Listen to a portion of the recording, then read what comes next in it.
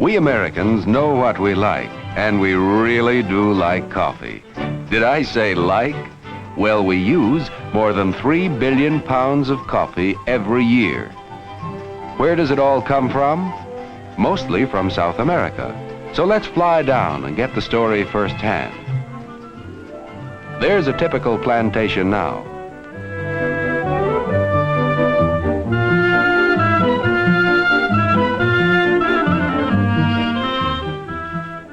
Many of the remote villages depend upon the plantations for their existence. Life is pretty much the same as it has been for generations. Today, of course, each village has its own schoolhouse, and the standard of living is immeasurably higher with increased knowledge. Naturally, the education of its youngsters includes learning all about coffee at an early age. They learn that coffee begins with a little plant or tree. These trees thrive best in rich red soil. When transplanted from the nursery, they're about 2 years old. Set in shallow holes 8 to 14 feet apart, the tree must grow for another 2 or 3 years before bearing its first crop.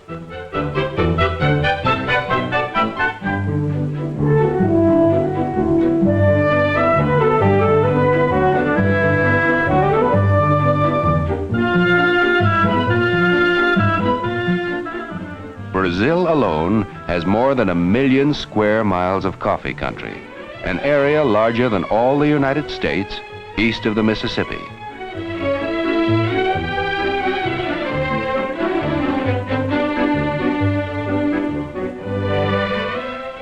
This is a coffee blossom.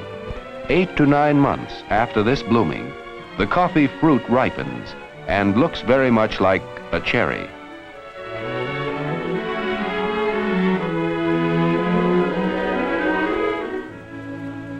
Picked by skilled workers who know just when the ripe berries should be plucked, the average tree bears enough coffee beans to make about 1 pound of roasted coffee a year.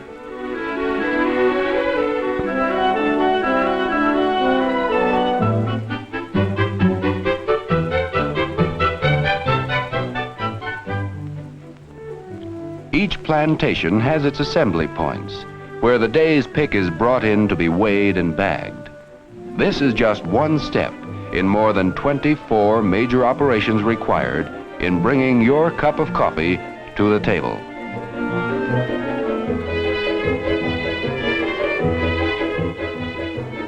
The berries must go through a crushing and washing process, which takes place on the plantation.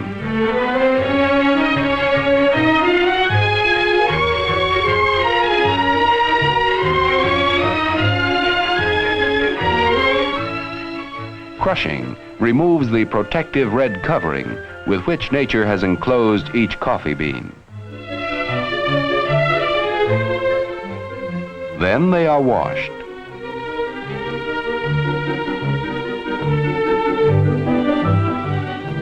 The beans float, while skin or pulp sinks to the bottom. Providing adequate water facilities on a tropical plantation is a necessary and costly requisite in producing high-quality coffee.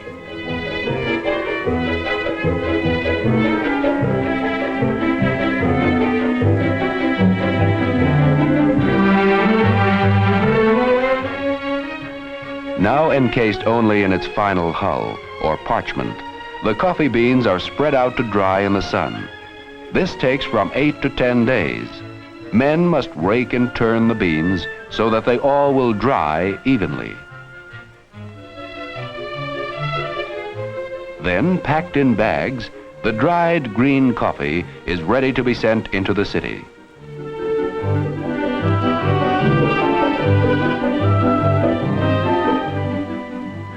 Here it is unloaded at a warehouse, where it will be inspected, sorted, and graded for quality.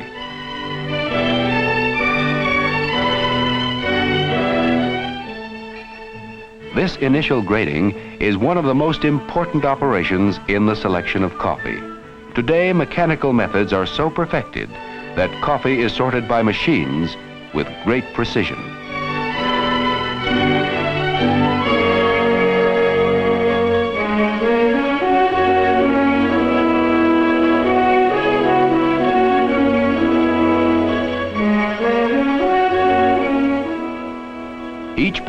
After it is stamped with its country of origin, name, grade, and destination, is ready to go to the seaport, where final tests are made before shipment to the United States.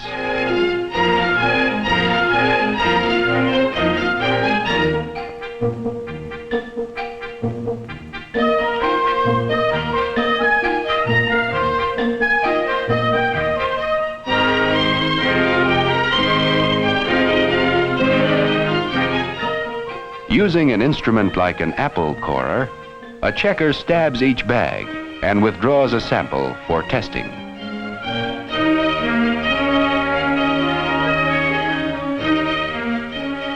The A&P has its own coffee experts right on the spot to test and grade the contents of each bag to see that it meets the company's quality standards.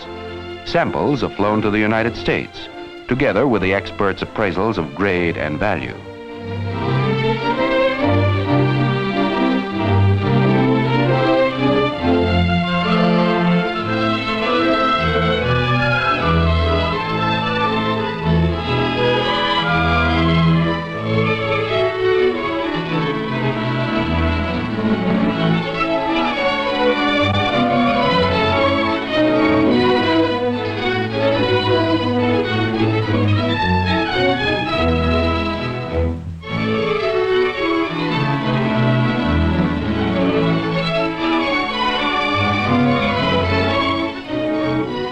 Testing also includes roasting samples of the green coffee and actually taste testing it for strength and flavor.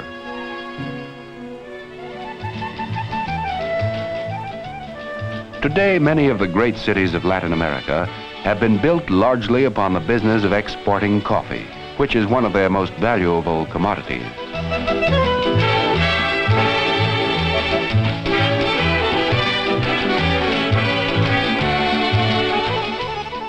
The people are modern, up-to-date, and eager to trade with their good neighbors to the north.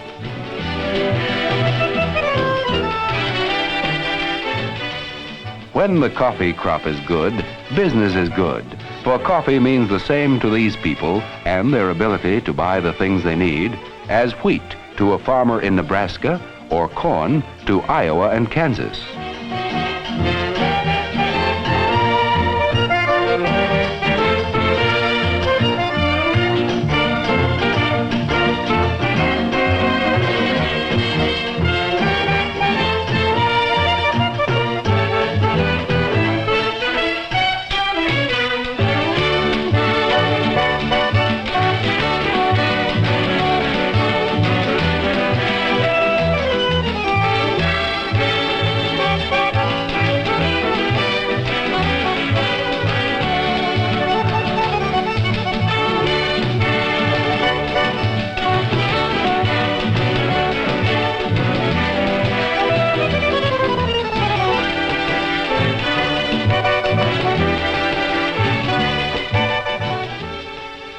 While its miles of beautiful beaches and modern cities lure thousands of people to Latin America, nothing intrigues the tourist more than a visit to the waterfront to watch the ships loading coffee for shipment to the United States.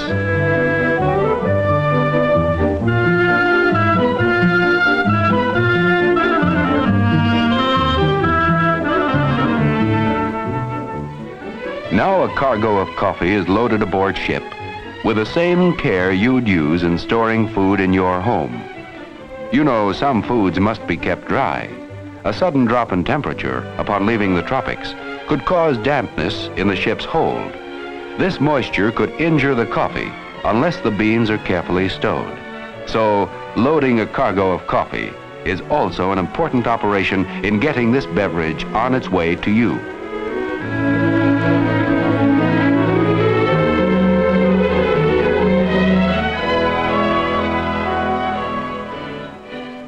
New York, New Orleans, and San Francisco are the principal ports through which coffee arrives in the United States.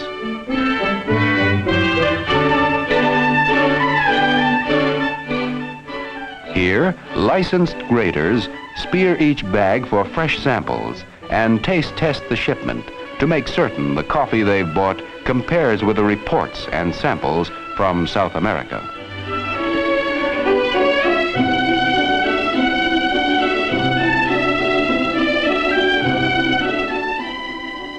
Based upon the findings of these experts, one coffee is mixed in the blending machine with another to produce the bouquet, the aroma, the flavor desired.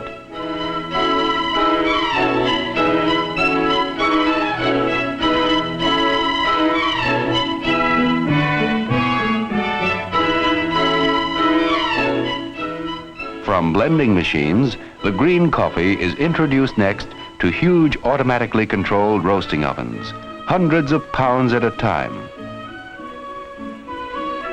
Done to a turn, cascades of precisely roasted beans are released at just the right moment, ready to be freshly sealed into packages the very same day.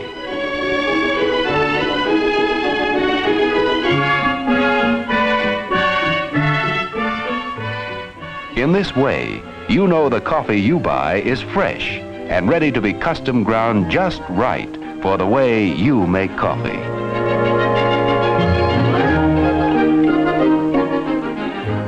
Yes, we North Americans really do like coffee. We drink around 120 billion cups a year.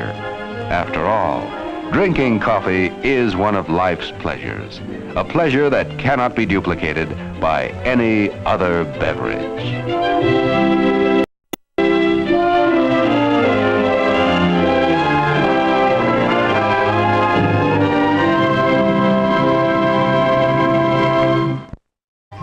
Where does it all come from? Mostly from South America. So let's fly down and get the story firsthand. There's a typical plantation now.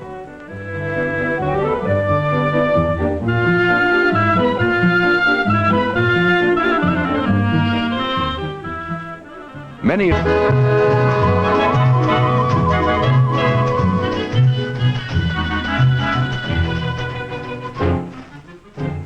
We Americans know what we like, and we really do like coffee. Did I say like?